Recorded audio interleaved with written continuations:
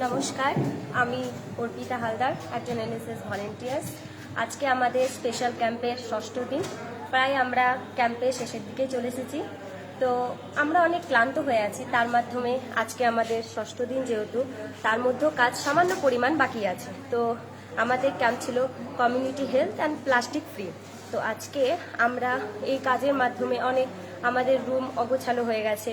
তার মাধ্যমে আমরা আজকে একটু আমাদের রুমটাকে যাতে পরিষ্কার রাখতে পারি, তার জন্য সেই ব্যবস্থার জন্য আজকে আমরা রুমটাকে পরিষ্কার করব।